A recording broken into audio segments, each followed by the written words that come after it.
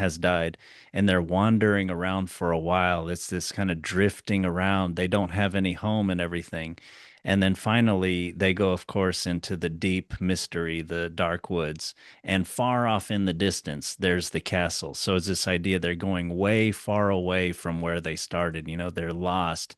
And then, of course, what do they find? They find a castle in the woods, which that's never a good thing, or usually not a good thing. And then who lives there but a giant? There's something strange, something wrong about that, or wrong for human life. It's not fitting for human life.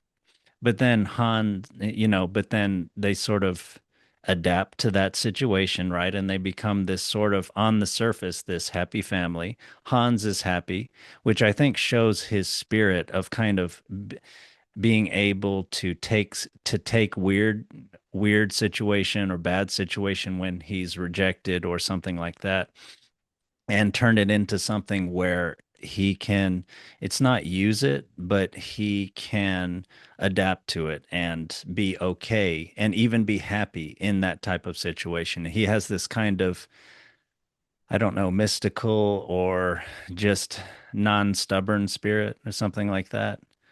And then, yeah, like you were saying, and then he starts to recreate his father. He's going out every day hunting. So then he's starting to find, and that's when he gets older. He's starting to find his place in the world, going out hunting.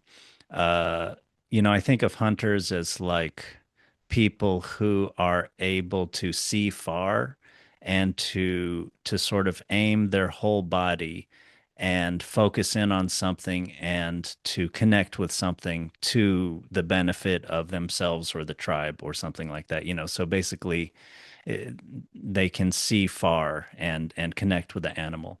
And then that seems to be supported by the fact that he goes to the clearing, and then he looks up, yeah, and he at the top of the tree. And of course, tree is something that connects heaven and earth, and this tree has no branches too, which I don't quite, I mean, no, but it's Oh, special in some way. But I you could connect it to the cross or something. But yeah, yeah, I got something about that yeah, yeah. if you want to pause real quick. No, no. Um, to me, it like there's this like neon sign of like the impossible task. Like how do you like branches are steps on Right, the ladder. You know, right, they're aids to achieve height or to right, achieve whatever it is that's at the top of the tree. You know, you can get on the branch, you can pull yourself up. This right, one, there's no support. He's entirely on his own. It's right, just this like, you know, like a palm tree or something, like a single trunk. And yet the thing that he needs is at the top of it. So it becomes this like right off the bat, even though it doesn't advertise itself as any kind of an impossible thing, it's like, oh, you have to do this without assistance, without help, without rest, without anywhere to like hold yourself on. It's just kind of a groundless situation. right. And he just shimmies to the top and he takes the sash down. So it does speak to his sort of heroic, you know, the sort of like you were saying, like he just sort of like does the thing. You know, he's there and he's like, I'm happy with my dad. I'm making the best of it. Like he doesn't it almost has this sense of like the holy fool. Like I think Parsifal from the Grail myth is I think that's where that word comes from. Parsifal is like holy fool or something. Hmm. But in this case, it's just like the kid doesn't even see the problems. He just kind of like later when the parents are plotting against him, he's just like, "Oh, I love my mom and dad, and I'm gonna go Yeah, save my stepdad. I'm gonna save his life. He's sick, poor guy." You yeah, know, and like completely oblivious, but it's his own kind of good nature that wins the day for him again and again because he's able to just sort of float past these obstacles that would otherwise sort of drag him down.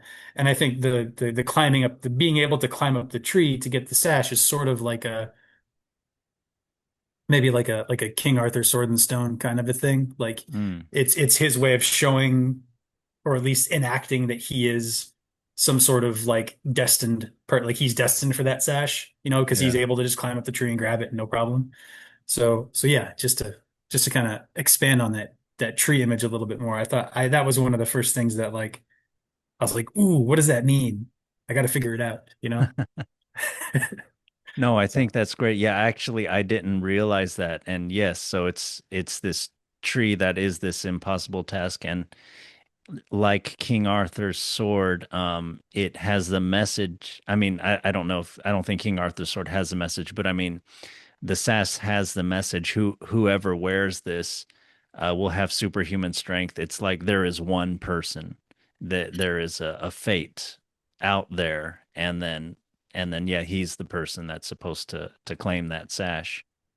And I Hmm. also thought of it's like Jack and the Beanstalk, right? I mean, you have a giant in a castle, and you have the boy that goes to the castle, and then you have something that is like the beanstalk that connects heaven and earth that he has to go up and then get something from, and then he threatens the giant when he retrieves that thing. Mm. So that's things are mixed up in a different order than Jack and the Beanstalk, but it seems like a lot of the same elements are there.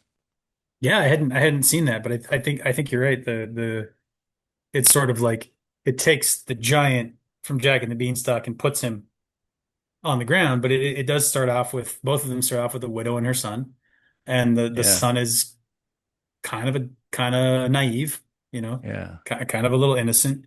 So yeah, I definitely see that. I also wanted to say the you had sort of said, oh, maybe the tree is like the cross or something Mm, like that, and I think that's also fair because the cross as a symbol is also like the impossible task. How does the innocent man willingly go to his fate and just accept it?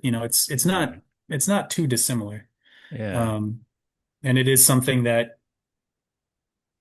you go to the top of, you sort of achieve, yeah. with Christ, it's the dying to be born again, but here it's the climbing to the top and retrieving the sash and coming back down with it. Please like and subscribe for more of our open minded content, and comment below on your thoughts or questions about the story. Let us know if you'd like us to cover another stimulating story, and thank you for participating.